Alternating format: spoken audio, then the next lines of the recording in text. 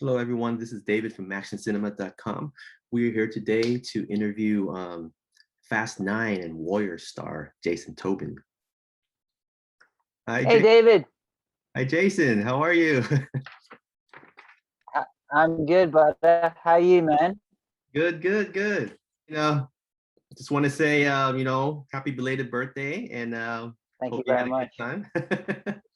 Thank you, man. I appreciate it. Appreciate it. Yeah. Yeah, man. And of course, thank you for your time too. Taking time out of your busy schedule for this little chit Hey, chat. man.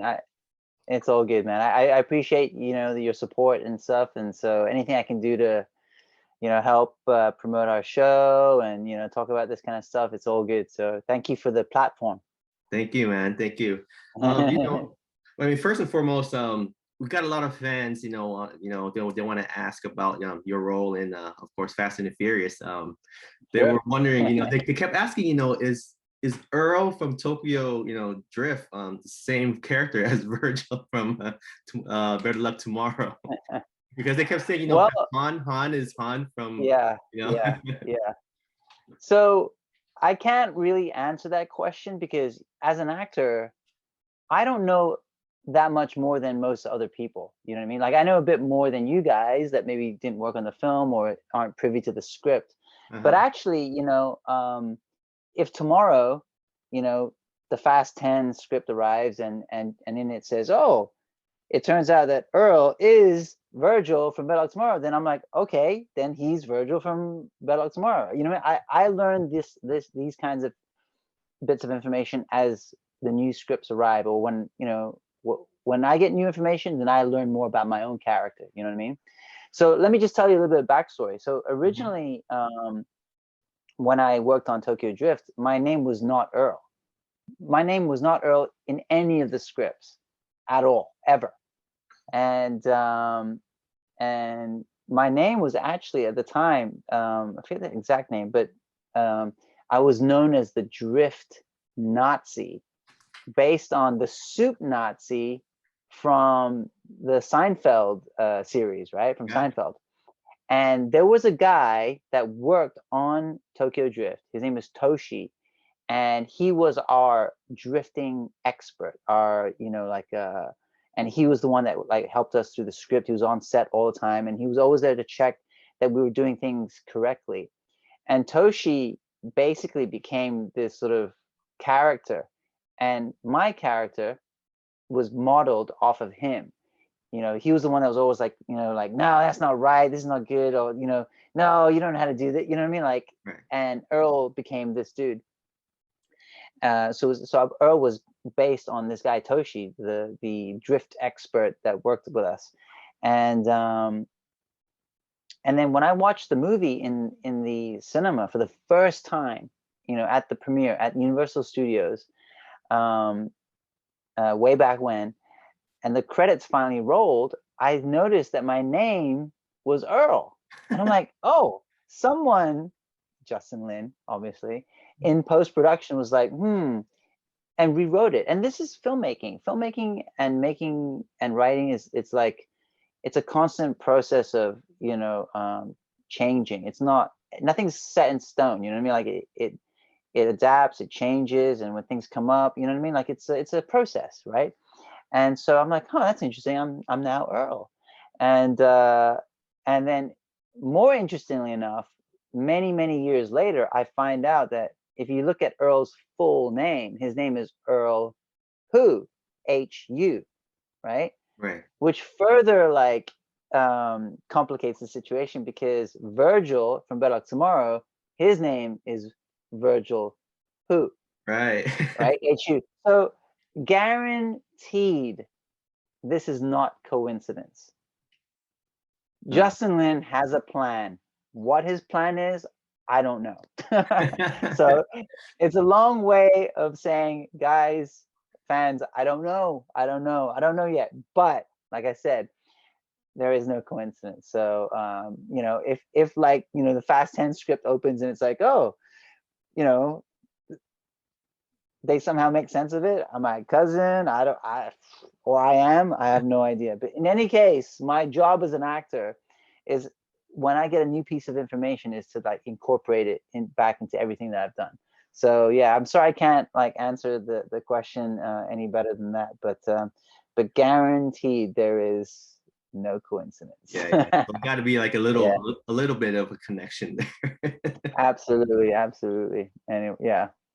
Yeah. So what was like to, step back into this role after like 15 years? Was it cool to like you see everyone again on this Fast family? So to be completely honest, I never thought I would be in another Fast and the Furious movie. I just, 15 years goes by, 6 movies. You don't, at that point you think, okay, yeah, I'm not going to be back Right. at this. And I didn't, yeah, so I never really thought I'd be back in it.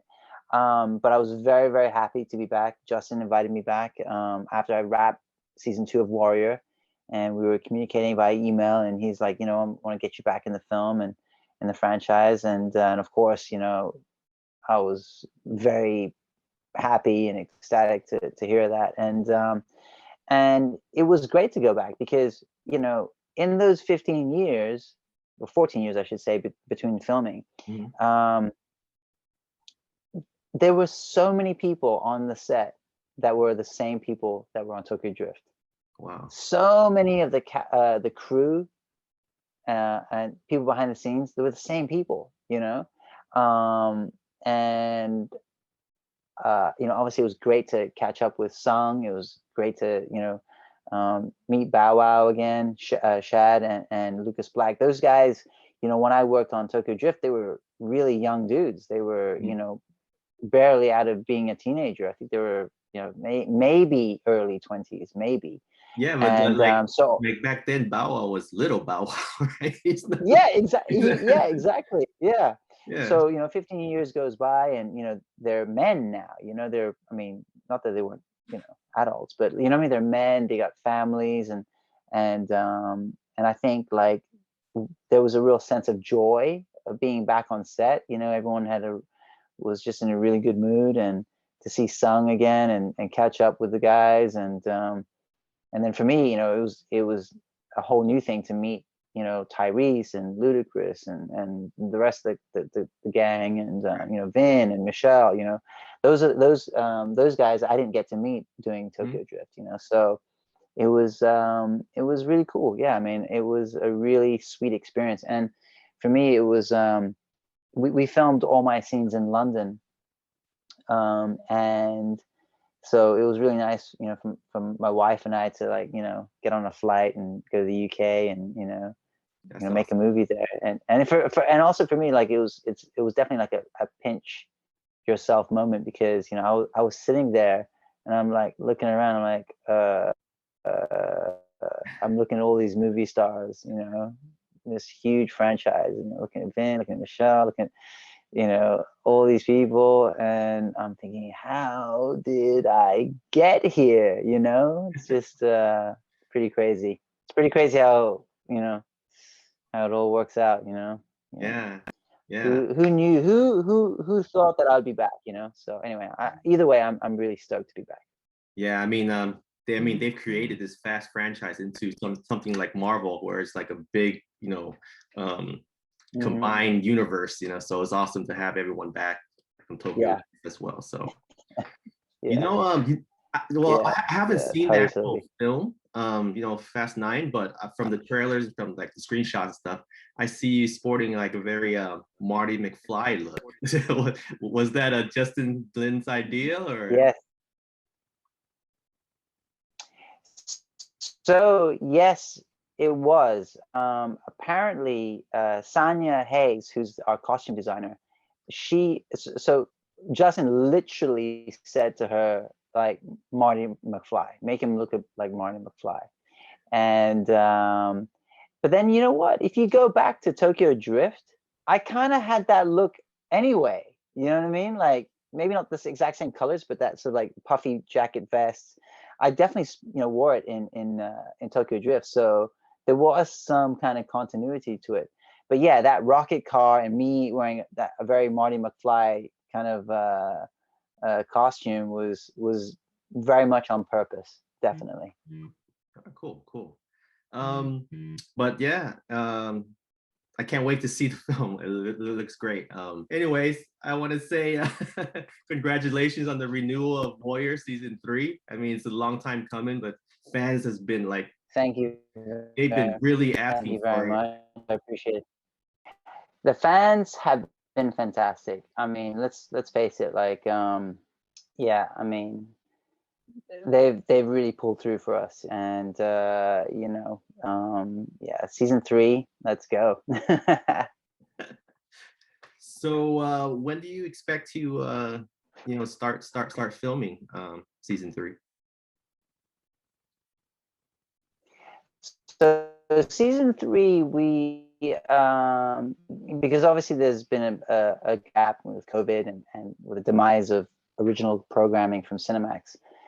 So a lot of the cast and crew went on to other projects. So right now, although we've all signed up, a lot of us are finishing other jobs and other commitments, and then we're gonna have to write season 3 and then go into pre-production. So we're still a little ways off, but it looks like mid 2022 is when we'll start filming.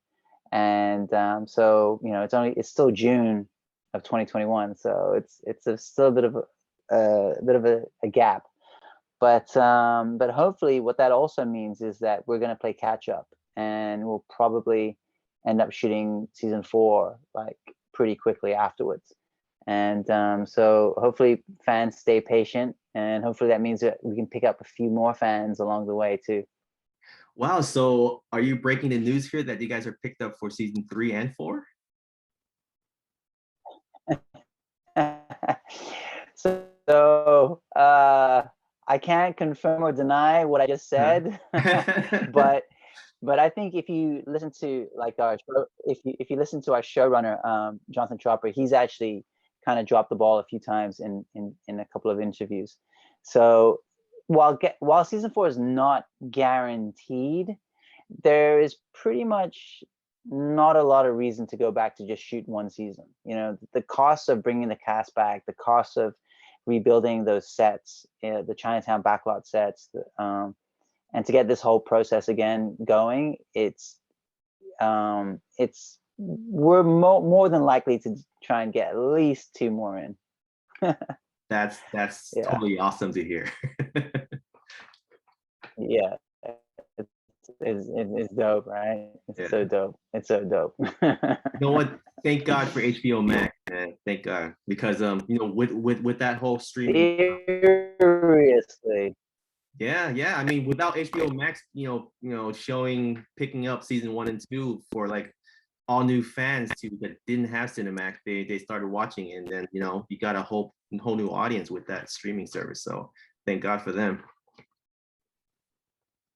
Really, no, you're absolutely right. Basically, you know, because Cinemax was like I guess owned by HBO, right? So like even our original contracts, even though we were with Cinemax, they were HBO contracts, and so it always seemed like the natural place for us to go with HBO Max, right? So when AT&T took over Time Warner and in that sort of corporate reshuffling, and Cinemax was basically put on the chopping block, and it made the most sense for us to go to HBO Max. And eventually, through just sheer grit and determination, Justin and Jonathan Chopper managed to get it on HBO Max. And once it went on HBO Max, then it was a game changer, because all of a sudden we got so many more eyeballs on our show.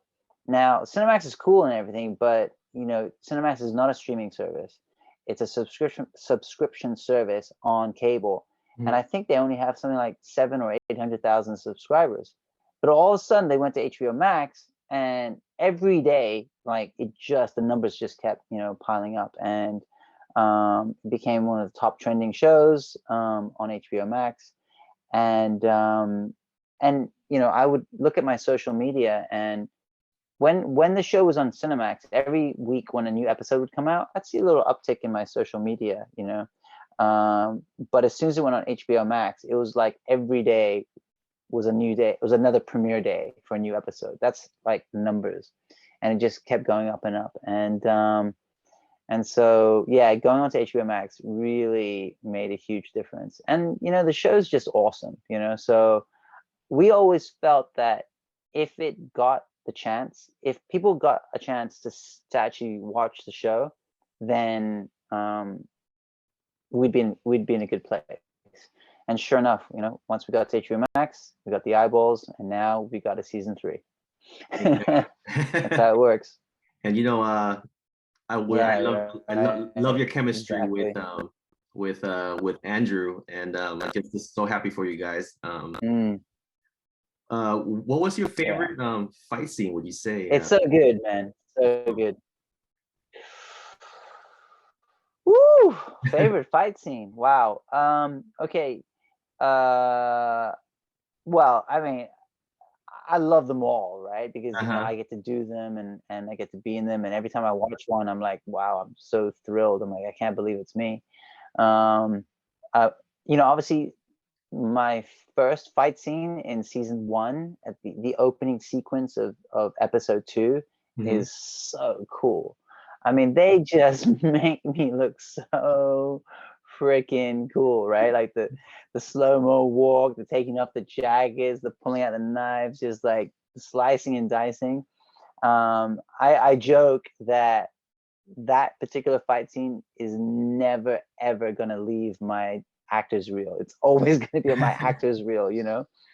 Um, but you know, then you know, season 2 happened, and you know that battle in Chinatown, you know, after the lynching of Jacob, and you know, Young Jun, you know, standing at the top and watching what's going on, and when you know Assam is there, and you know Hong is there, and all of a sudden the Long Z crew arrive. You know, Joe Taslim rocks up. That fight, that whole sequence is just unbelievable. I mean, it's an incredible fight scene, sequence. That whole episode is just man, powerful stuff, man. You know, and that's stuff we have never ever seen on American TV, Right. ever. People don't even know that kind of stuff happened, you know. Hmm. So I would say that that means a lot more to me because of the significance of that story and where we were at, and um, yeah, yeah. So I'll probably give it to season 2, episode 9, Enter the Dragon. Awesome. Yeah, But yeah, yeah. like you're right. I mean, we really haven't seen, maybe Into the Badlands, but anything that's Mm, Hollywood made TV on television, I don't think we've yeah, seen action like this before. yeah, no, yeah, exactly. No, no, Yeah. not even close. Um, and we do it in such an entertaining way, you know, like yeah, powerful stuff. I mean, I'm so excited to see what we come up with for season 3, because we've left season 2 and we've left these characters in a place where we're left with so many questions, you know, and what's next. And you know, you said it earlier that you love the relationship between Youngjun and Assam, and well, where is that going to go in season 3? You know, I don't know. I have some ideas, but I'm not the writer, you know. So but I trust those guys, and I can't wait to start picking up the scripts. I can't wait to read them.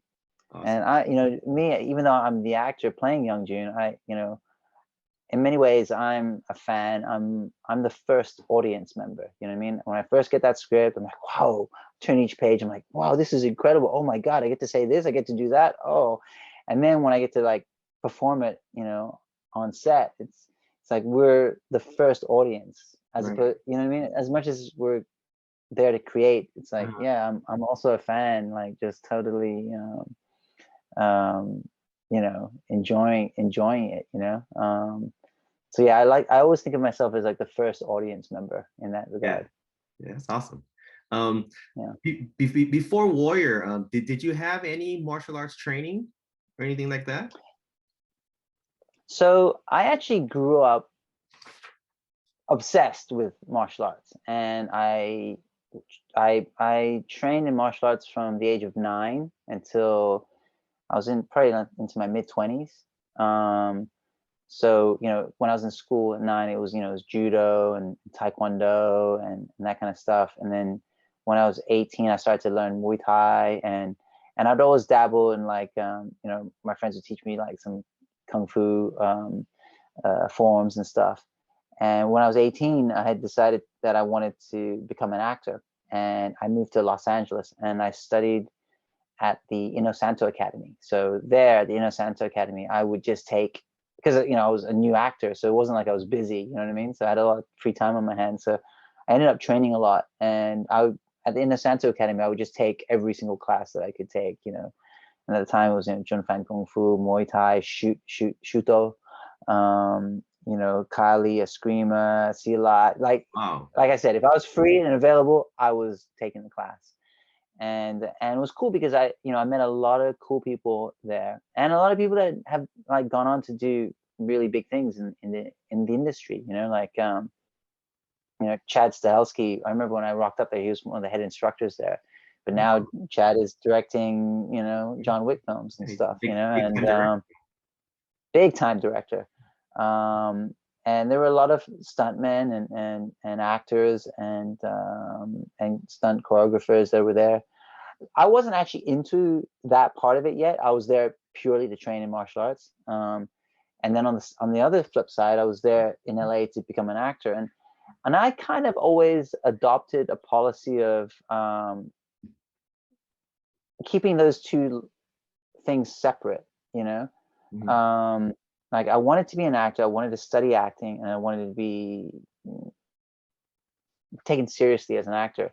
And I kind of didn't want to go down a martial arts actor route. And one for various reasons, but like there was always kind of a stigma attached to martial arts actors, and I knew that on one side I just wasn't as good as Bruce Lee or Jackie Chan or any of these guys. So I wasn't gonna become a martial arts actor that's gonna be like better than what was already out there. But I had a belief in myself that I could be a really great actor, and that was my express purpose when I moved to LA, and was to become an actor. And so but I always loved martial arts, and I had hoped that one day martial arts and my acting would cross paths. So I continued my career as an actor, and I would book acting jobs, and I became an actor, and etc. etc. But I actually hadn't done any martial arts films. I hadn't really done that many action stuff, right? Or any films that really showcased my martial arts ability. And by the time Warrior came about, I'm like way older now, and I had taken like quite a long hiatus from martial arts because life took over. I got married, got kids, job, and it almost felt like training was a bit selfish or something. It's like, oh, I got other more important things to dedicate my time to, and I got to put bread on the table. And so martial arts kind of like dropped down my list of priorities over the years. And but by the time I got to Warrior, I was already thinking like, I guess I may never end up doing a martial arts project because I'm getting older, and like I don't, maybe that boat has sailed, And but then sure enough, Warrior came around, and all of a sudden I get to do awesome martial arts choreography and amazing work as an actor. Finally, my two passions, Cross paths. finally cross paths, and of all projects, a Bruce Lee project, you know what I mean? It's so cool. And I'm a kid from Hong Kong, like, so, how it's like even more cool, and so one of the greatest gifts that Warrior has given me is permission to fall in love with martial arts again. To like, so now, like I get goosebumps thinking about like my job is to go train. Yeah. It's Like, just part of your job now, so you don't have to part feel of my guilty job anymore. Exactly. I got no guilt-free training, man. Right. Honey, I got to work on that uppercut, So it's so cool, and I get to work with like the best people in the business and real legit martial artists. And so like a little quick story, like when I got the job, no one asked me at any point what my martial arts ability, where my ability was at. Jonathan never asked me, Justin never asked me, no one ever asked me. I got the job purely on my audition as Youngjun. And so after I got the job and I was signing contracts, it dawned on me like, oh, you know what? I got dad bod. I'm not in shape, and I need to get on a plane to South Africa where we film in 2 weeks. And so I called up Jonathan Chopper, JT, the showrunner, and I asked him. I said, hey, what's the deal with training? Like when I get there, can I train with the team, the stunt team, or like how does this work? And he said to me, you can train as much as you want or as little as you want. And I was like, oh, that's interesting. So in other words, like his priority was the acting, and that he knew that like the fighting would be taken care of by the stunt team, and if need be by doubles and et cetera, et cetera. There was no pressure on me to do anything, Oh wow. beyond that. And in my head, I'm like, there is no fucking way I am not training for this, right? Like, like, excuse me. I'm like, I'm on a Bruce Lee TV show, and you don't think I'm gonna train my fucking balls off? You got to be kidding me, man. You know what I mean? So I was just so ecstatic, man. Like I was so excited. And then like when I get to South Africa, for the first episode, like there are a lot of things that need to be worked out. My hair. Day one, it's like, okay, we have this idea for Youngjun's hair, and originally that pompadour that they gave me, they were like, should we give that to Assam? And then producer was like, nah, that's more of a Youngjun thing. So they gave me the pompadour. I'm like, dope. Yeah. And I go check out my wardrobe. I'm like, Armani black suit, nicely fitted. Like nothing. I love tailor-made suits, man. They're so like, that's just the way to go, Then I go into the stunt tent. I meet Brett and all the stunt guys, and Brett's like, hey, for Youngjun, see what you think. We're thinking that Youngjun should like have 2 knives. I'm like, hell yeah. Yes. Yes. Like it just kept getting better and better. I'm like, oh my goodness. I'm calling my wife. I'm like, honey, this shit is dope. Oh man. Yeah, and it shows on screen, man. You're such a badass, dude. Thank you, man. Thank you very much. Thank you very much. Thank you very much. Hey, like finally, I feel like I have somewhere to like express myself. Like to truly express myself in this character. It's so awesome, and I get to do everything. Man. Like God, like emotionally, acting and fighting, and oh man, I'm just having a freaking ball of a time. And yeah, man. That's great, man.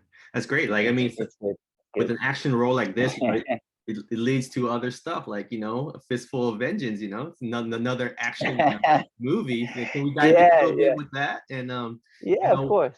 Were you a fan of Wu Assassins before you got this role? So before I even watched Wu Assassins, I heard about it, and I have a whole ton of friends that work on it.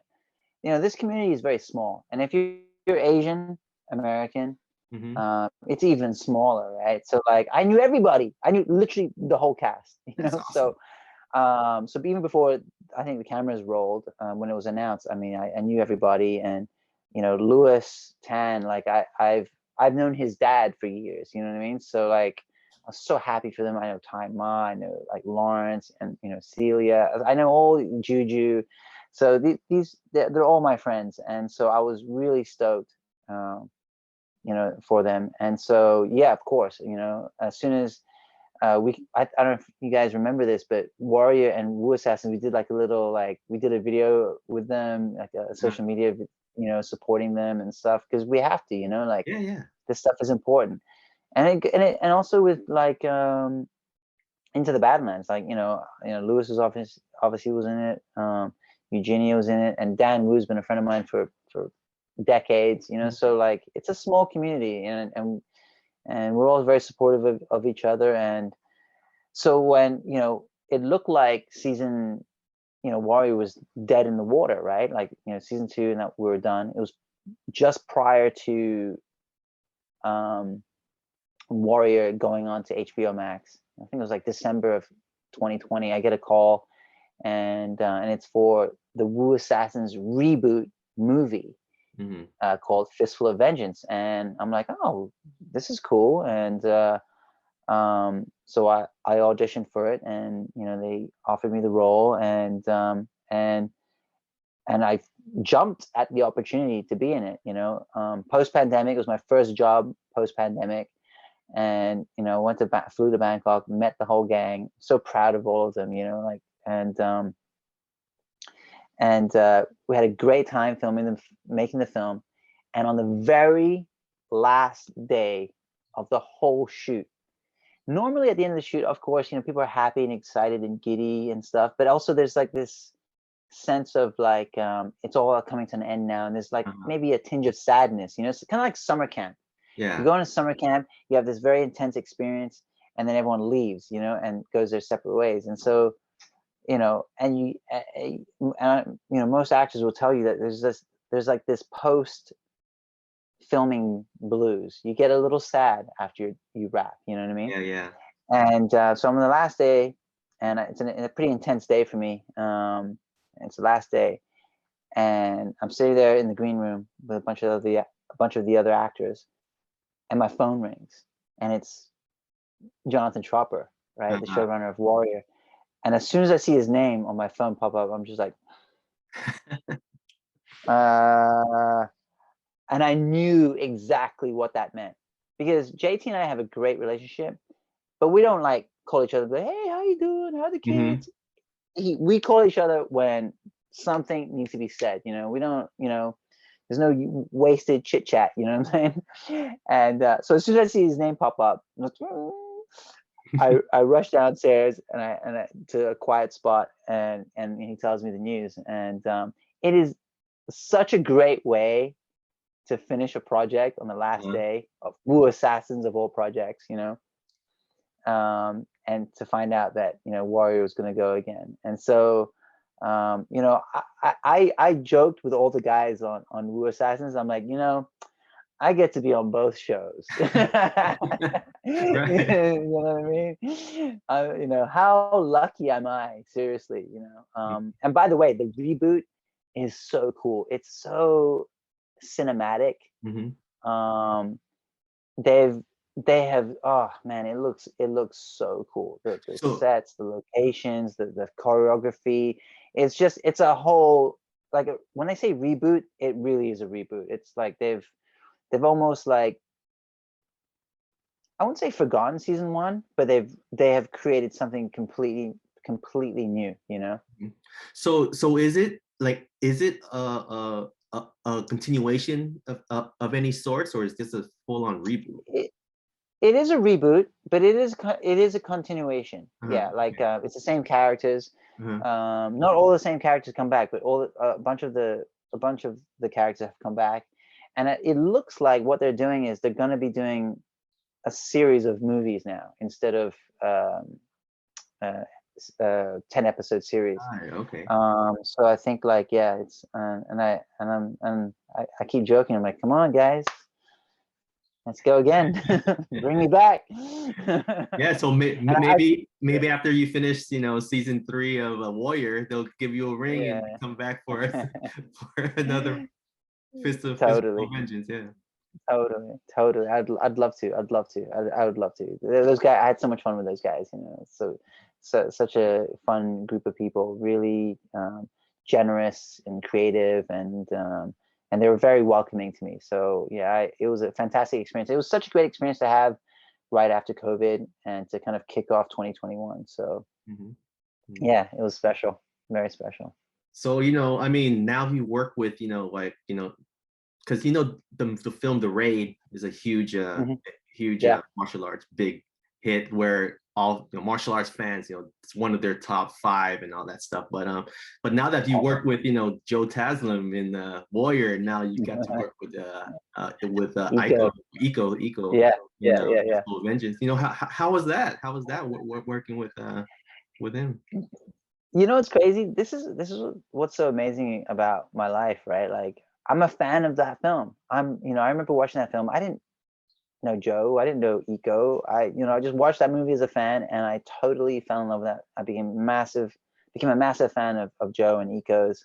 Mhm. And when I got to meet and work with Joe, not only is he a fantastic martial artist, he's an incredible actor. He's a fantastic actor. Oh my goodness, that guy is a great actor. He's just an awesome dude as well. You know what I mean? Like hanging with that guy he's just a cool, nice, humble dude and a 100% badass. That's awesome. So, it doesn't, and the fact that I can call a guy like him a friend is just so cool, Mhm. And then, when I went to Thailand, I remember the first time I met Eco was in the gym. We're staying at the same hotel. And I'm still the kind of guy that gets a little nervous, to be honest. Sometimes when a fan comes up to me and they're nervous, like, it's kind of cute. Mhm. But I'm like, that's me. I go up to someone. And so I remember seeing Eco in the gym the first day. I'm like, hey, Eco. And I'm trying to like act cool. Hey, man. Yeah, great to see you. Great, excited. And I'm like, oh, God, this guy's a freaking badass. And then he's super nice, super humble. And I wanted to end the conversation quickly because like I was getting nervous. I'm like, oh yeah, sorry, I don't want to interrupt your workout, man. I'll let you get back to your thing. And he's like, no, it's fine. And he just kept talking. I'm like, I'm getting a bit nervous and stuff. And but man, after that, like he's like truly a brother, he's such a good dude, such a good dude. And their work, like Lewis, Eco, Joe, these dudes are hardworking people, they may be in elevated positions as like movie stars, but they have this like blue collar, hardworking mentality. Do you know what I mean? And it's those guys, man. I have such respect and admiration for them. Cool. You know when we could expect Fistful of Vengeance to premiere on Netflix by any chance? I've heard that it could be as early as October. Okay. Do not take my word for it, though. Yeah. I'm pulling this out of someone's butt. And the date that I've heard that has more, I've heard more frequently mentioned is December of this year. So man, it's gonna be hot, man. It's gonna be hot. Cool. It's gonna be hot. Yeah. And we also read some reports with you landing a lead role in an action comedy called Enter the Dragon. That's right. Yep. With Gemma, right? That's right, Gemma Arterton. So it's called Enter the Dragons, and it's set in the 1970s in the UK in a small town, and it's kind of like the Full Monty, but instead of a bunch of men like in a working class town, stripping off, it's a working class town in the north in England in the 70s, and it's about a bunch of women who I guess empower themselves by learning martial arts. And I end up being the person that teaches them martial arts. And I don't want to give away too much, but let's just say maybe I don't know what I'm doing. So that's where the comedy part comes in, right? That's exactly. And it's really cool because I'm from Hong Kong and my dad's British, and I went to school briefly in the UK for a few years when I was a kid, and to go back to the UK now and to star in a movie, in a British film, with a great actress and a great filmmaker. Marjan Satrapi wrote and directed Persepolis. I mean, these are amazing artists. And it's a huge win for me because, you know, I fell in love with acting when I was in boarding school in England when I was 9 years old. And to now like go back and star in a British film, man, wow. You know, it's something special for me, you know? Yeah.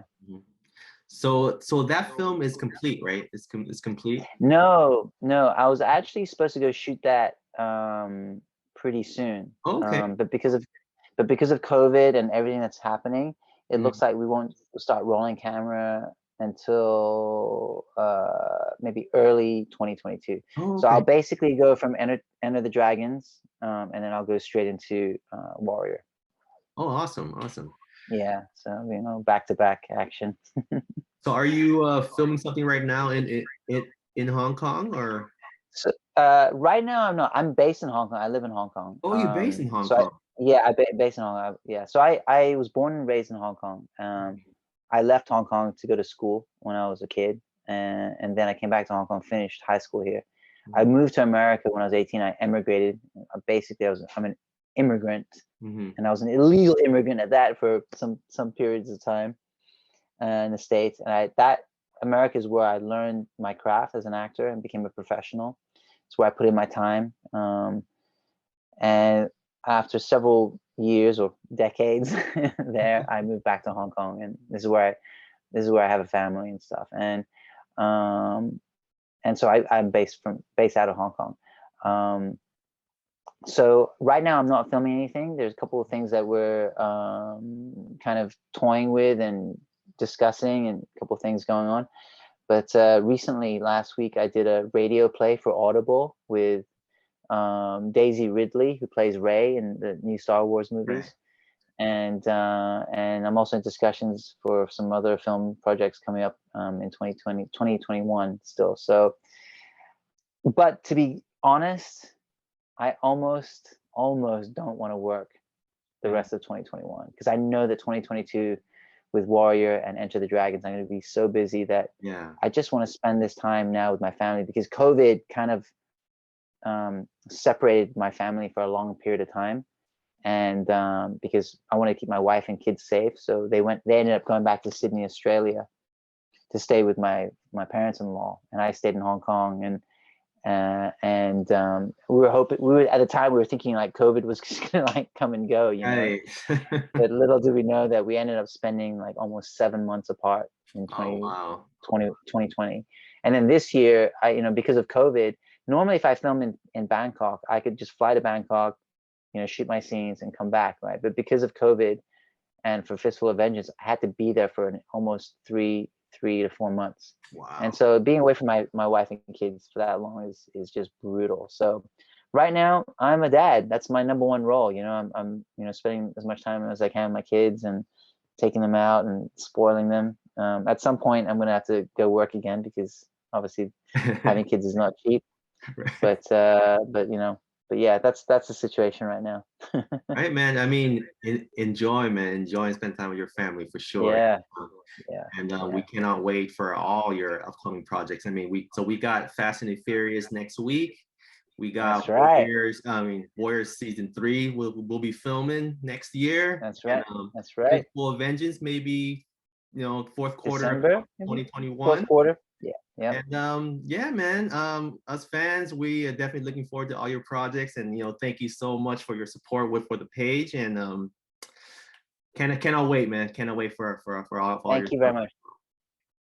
Hey, listen, thank you, man. I really appreciate your support. I really appreciate like this time and this platform. I love martial arts. I'm a fan. I get it, and to now be able to like be on this side and to give some give in some way this way, it means a lot to me. So thank you. Thanks a lot. All right, thank you, Jason. Thank you so much. Thank you, brother. All right, man. Have a good night. It's late over there. Have a good night, bro. All right, dude. Take it easy, brother. All right, thank you, bro. All right, bro. Take care. All right, see ya.